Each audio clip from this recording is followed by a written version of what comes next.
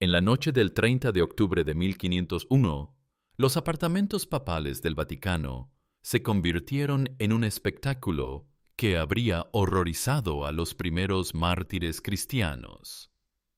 50 cortesanas desnudas gateaban por el suelo de mármol, recogiendo castañas esparcidas entre candelabros dorados, mientras cardenales vestidos de púrpura apostaban ducados sobre quién podría poseer a más mujeres antes del amanecer.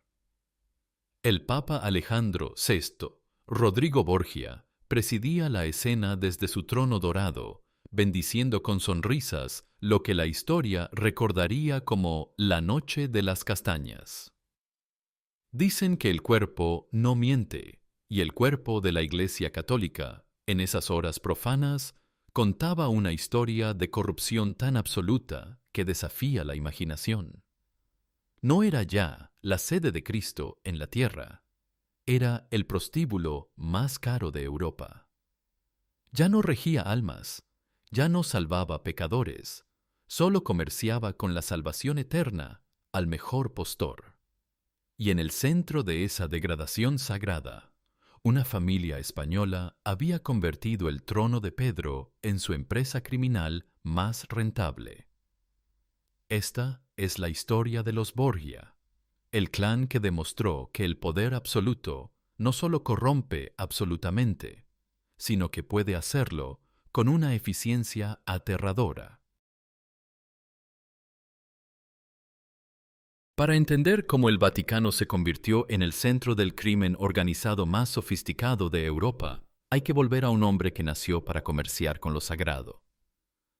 Rodrigo Borgia llegó al mundo en 1431 en Xàtiva, Valencia, hijo de una familia noble española con ambiciones que trascendían las fronteras terrestres. Su tío, Alfonso Borgia, había alcanzado la tiara papal como Calixto III, y desde ese momento el destino de Rodrigo quedó sellado. Sería cardenal antes de cumplir 30 años, no por santidad, sino por nepotismo. El joven Rodrigo aprendió temprano que la Iglesia no era una institución espiritual, sino una máquina de poder con ramificaciones por toda Europa. Estudió Derecho Canónico en Bolonia, pero su verdadera educación ocurrió en los pasillos del Vaticano, donde observó cómo se compraban cargos, se vendían indulgencias y se negociaba con la esperanza de los fieles. No era un cínico por naturaleza, era un estudiante aplicado del sistema. Su ascenso fue meteórico y calculado. A los 25 años era cardenal. A los 30 controlaba varias diócesis que le proporcionaban rentas extraordinarias. A los 40 había acumulado tal riqueza que podía financiar ejércitos. Y a los 60, en 1492, decidió que había llegado el momento de comprar a Dios mismo. El cónclave de 1492 no fue una elección espiritual, fue una subasta. Rodrigo Borgia distribuyó cargos, propiedades, rentas eclesiásticas y dinero contante a los cardenales electores, como si fuera un mercader en una feria. A Ascanio Sforza le prometió el cargo de vicecanciller y 4 carretas cargadas de plata. A otros les ofreció abadías completas, fortalezas, títulos nobiliarios para sus familias. En total, se calcula que invirtió 200.000 ducados en comprar el papado, una suma que equivaldría a decenas de millones de euros actuales. Cuando las puertas de la Capilla Sixtina se abrieron y el mundo supo que Rodrigo Borgia era el nuevo Papa Alejandro VI, Europa no celebró. Roma tembló, porque todos sabían que acababa de subir al trono papal no un santo, sino un hombre de negocios dispuesto a rentabilizar su inversión. El papado de Alejandro VI no fue un pontificado. Fue la transformación del Vaticano en la primera corporación criminal multinacional de la historia. Rodrigo no administraba la iglesia, la explotaba con la precisión de un banquero renacentista y la crueldad de un señor de la guerra. Su primera innovación fue la sistematización de la corrupción. Estableció una tarifa fija para todos los cargos eclesiásticos. Ser cardenal costaba 20.000 ducados. Un obispado se vendía por 5.000, las abadías menores por 1.000. Las indulgencias tenían tabla de precios actualizada semanalmente según la demanda. El perdón de Dios se había convertido en una mercancía con cotización de bolsa. Pero la verdadera genialidad de Rodrigo fue entender que su imperio criminal necesitaba herederos biológicos, no espirituales. Y ahí entraron sus hijos, César, Lucrecia, Juan y Jofré, oficialmente sobrinos del Papa, pero en realidad los ejecutores de su visión familiar del poder absoluto. César Borgia fue su obra maestra.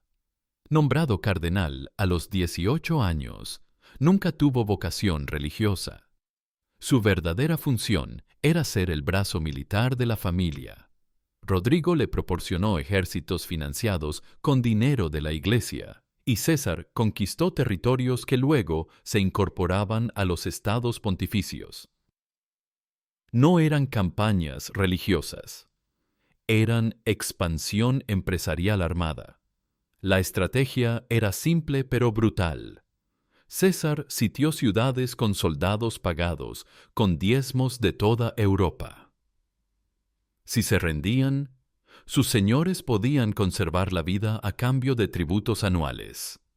Si resistían, las poblaciones eran masacradas y sus bienes confiscados para el tesoro papal.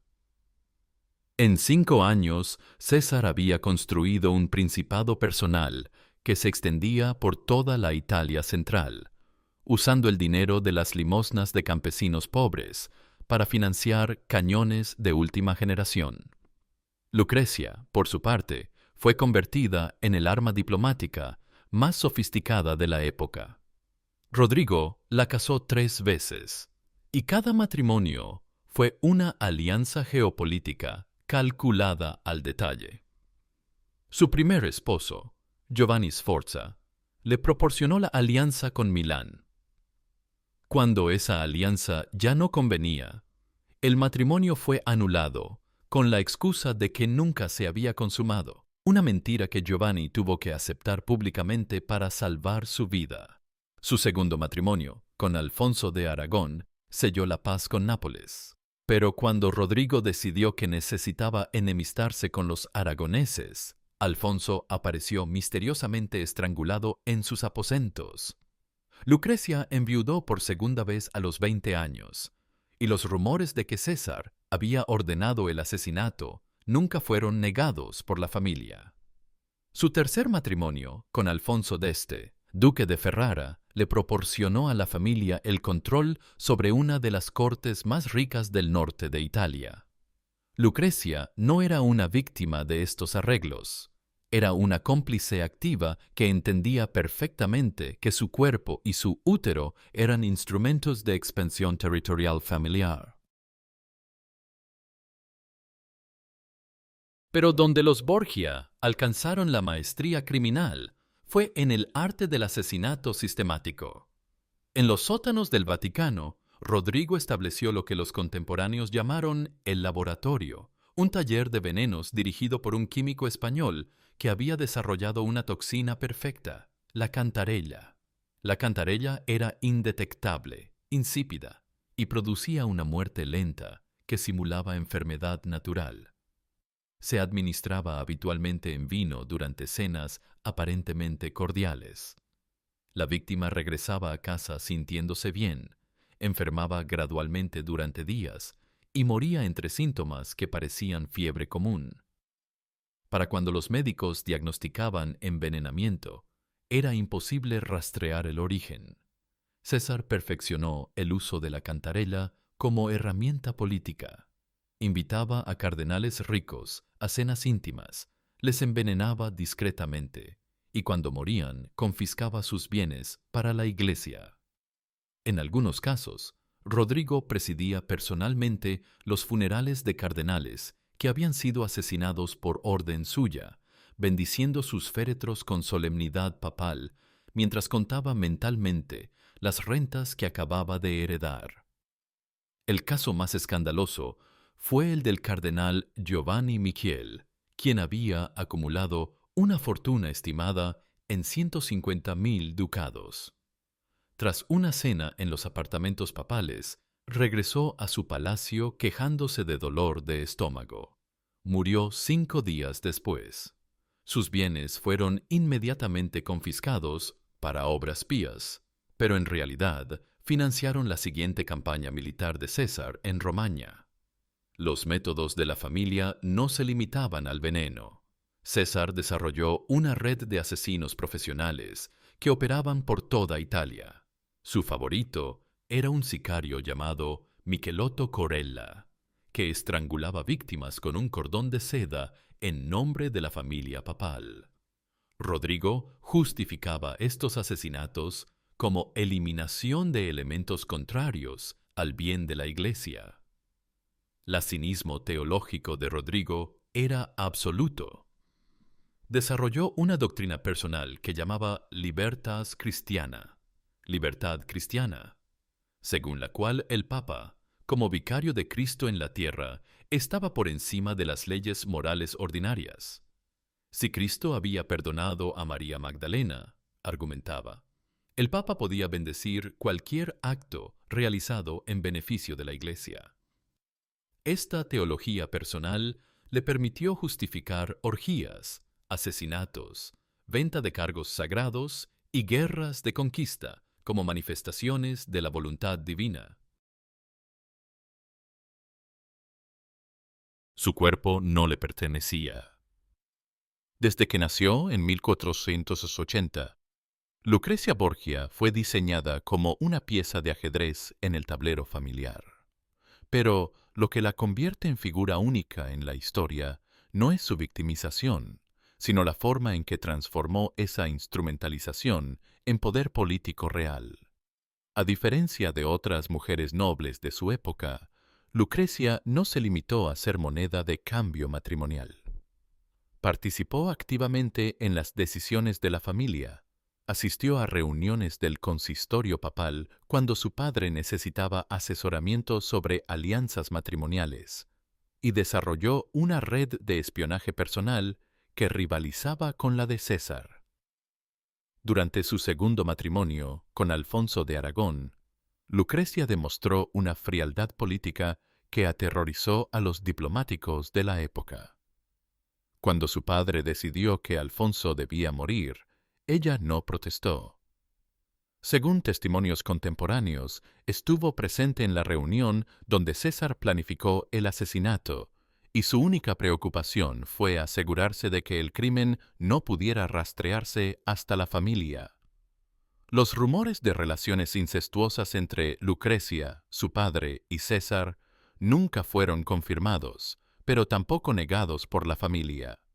En una época donde el incesto aristocrático era relativamente común para preservar patrimonios, los Borgia parecían haber llevado esta práctica a extremos que escandalizaron incluso a sus contemporáneos.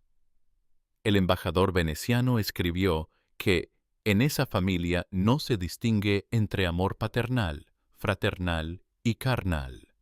Lo cierto es que Lucrecia tuvo varios hijos cuya paternidad nunca fue clarificada. Giovanni Borgia, nacido en 1498, fue reconocido oficialmente por Rodrigo como su hijo, pero también por César. 2 bulas papales contradictorias, emitidas con pocos meses de diferencia, atribuían la paternidad del niño a padre e hijo respectivamente. El escándalo fue tal que varios cardenales amenazaron con convocar un concilio para deponer al Papa. Pero Lucrecia no era simplemente víctima de los apetitos familiares. Durante su estancia como regente de Spoleto, demostró capacidades administrativas excepcionales.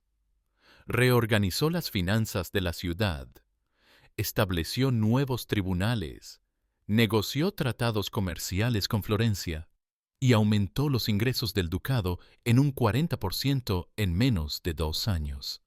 Su correspondencia revela una mente política sofisticada, capaz de manejar alianzas complejas y de anticipar movimientos de enemigos con precisión estratégica. Cuando finalmente se casó con Alfonso d'Este, Lucrecia había aprendido a utilizar su sexualidad como arma diplomática, pero también había desarrollado una autoridad política independiente. En la corte de Ferrara se convirtió en mecenas de artistas, protectora de humanistas y administradora efectiva de territorios ducales. Ya no necesitaba la protección familiar. Había construido su propio imperio de influencias. Durante 11 años, entre 1492 y 1503, los Borgia convirtieron el Vaticano en una máquina de enriquecimiento familiar que operaba con eficiencia industrial. Rodrigo estableció lo que los historiadores modernos consideran el primer ejemplo documentado de corrupción sistemática a escala institucional. Las famosas Noches de las Castañas no eran excesos ocasionales. Eran eventos regulares que servían múltiples propósitos políticos. Durante estas orgías organizadas, Rodrigo consolidaba alianzas con cardenales colaboracionistas, obtenía información comprometedora sobre rivales y demostraba su poder absoluto sobre la institución que supuestamente representaba la moral cristiana.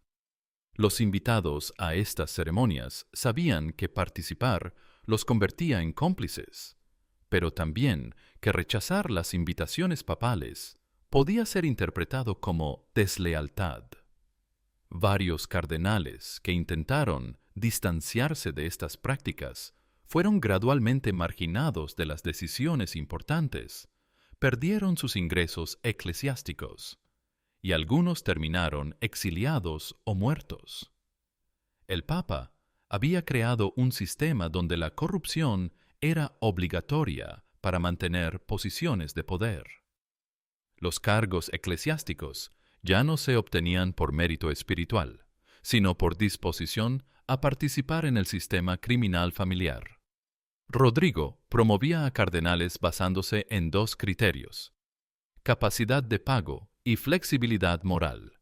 Este sistema generó rentas extraordinarias. Los estados pontificios se convirtieron en la entidad más rica de Italia, superando a Venecia y Florencia en ingresos anuales. Pero esta riqueza no se utilizaba para obras de caridad o construcción de iglesias. Se invertía en ejércitos para César, dotes matrimoniales para Lucrecia, palacios para la familia y sobornos para mantener la lealtad de colaboradores. La blasfemia sistemática alcanzó niveles que horrorizaron incluso a una época acostumbrada a la corrupción clerical. Rodrigo celebraba misas donde reemplazaba oraciones tradicionales por bendiciones a sus empresas familiares. En una ocasión, consagró hostias durante una ceremonia donde las cortesanas participantes estaban desnudas. Varios testigos afirmaron que había prostituido literalmente el sacramento de la Eucaristía. Pero la perfección criminal de los Borgia contenía una falla fatal. Dependía completamente de la vida de Rodrigo.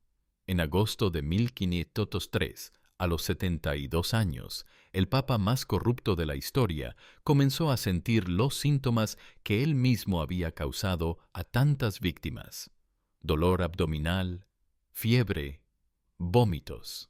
Rodrigo Borgia murió el 18 de agosto de 1503, posiblemente envenenado por la misma red criminal que había construido. Las teorías sobre su muerte varían. Algunos historiadores creen que fue víctima de malaria. otros que César intentó envenenar a rivales durante una cena y confundió las copas, y una tercera versión sugiere que cardenales enemigos finalmente lograron administrarle cantarela. Lo que es indiscutible es que su muerte desató el colapso inmediato del imperio familiar. César, que dependía de los ejércitos financiados por el tesoro papal, perdió súbitamente sus recursos. Los territorios conquistados se rebelaron. Los aliados comprometidos por las orgías vaticanas se apresuraron a distanciarse. Los cardenales que habían comprado sus puestos fueron amenazados con investigaciones. El nuevo papa, Julio II, dedicó los primeros meses de su pontificado a purificar el Vaticano. Ordenó sellar físicamente los apartamentos donde habían ocurrido las orgías. Expulsó a todas las cortesanas que habían servido a Rodrigo. Confiscó los bienes acumulados por la familia Borgia y estableció nuevas normas que prohibían explícitamente el nepotismo papal. César Borgia, el cardenal condottiero que había aterrorizado Italia, huyó a España, donde murió como mercenario en una batalla sin gloria en 1507. Tenía 31 años y había perdido todo su poder en menos de 4 años. Lucrecia, la mujer más poderosa de Europa durante el pontificado de su padre, se retiró a Ferrara, donde vivió como duquesa respetable hasta su muerte en 1519. Nunca volvió a Roma. Nunca volvió a ejercer influencia política real. Los otros hijos de Rodrigo desaparecieron de la historia como si nunca hubieran existido. Juan había sido asesinado en 1497, posiblemente por César. Jofre murió en la oscuridad. Giovanni, el hijo de paternidad confusa, fue criado lejos de Roma y nunca reclamó herencia alguna. Sin corona, sin altar, sin familia, los Borgia habían demostrado algo que la humanidad prefería no saber, que incluso las instituciones más sagradas pueden ser sistemáticamente corrompidas si el incentivo económico es suficiente y la autoridad moral se prostituye completamente. Su legado trasciende el escándalo medieval. Los Borgia crearon el primer modelo documentado de lo que los sociólogos modernos llaman captura del Estado, la transformación de instituciones públicas en empresas familiares privadas. Rodrigo no fue un papa corrupto ocasional. Fue el primer CEO de una multinacional criminal que operaba bajo fachada religiosa. Nicolás Maquiavelo, contemporáneo de los Borgia, basó gran parte de El Príncipe en sus observaciones sobre César. No lo consideraba un monstruo, sino un innovador político que había comprendido que la moralidad tradicional era incompatible con la eficiencia del poder. Para Maquiavelo, César representaba el futuro. Gobernantes que operarían según principios empresariales, no morales. La influencia Borgia en el desarrollo del capitalismo moderno es innegable. Fueron pioneros en la mercantilización de servicios tradicionalmente gratuitos, salvación, protección divina, en la monetización de autoridad moral y en la transformación de lealtades políticas en transacciones comerciales. Y aún hoy, 500 años después, sus métodos resultan inquietantemente familiares. Políticos que convierten cargos públicos en negocios familiares. Líderes religiosos que acumulan fortunas vendiendo esperanza a los desesperados. Instituciones sagradas que funcionan como empresas extractivas. Los Borgia no fueron una aberración medieval. Fueron una profecía de modernidad. Esta es la historia de una familia que comprendió, antes que nadie, que el poder absoluto no solo corrompe, puede ser extraordinariamente rentable. No fueron los últimos en convertir la fe en negocio, la autoridad en mercancía y la salvación en producto comercial. Fueron los primeros en hacerlo con perfecta eficiencia industrial. Si esta historia te estremeció tanto como a nosotros al contarla, comparte este video para que la memoria de la corrupción sistemática siga viva como advertencia. Suscríbete a Entre la Espada y la Corona para más relatos que revelan cómo el poder absoluto transforma santos en demonios. Activa la campanita, porque aún quedan muchos monstruos escondidos bajo tiara papal.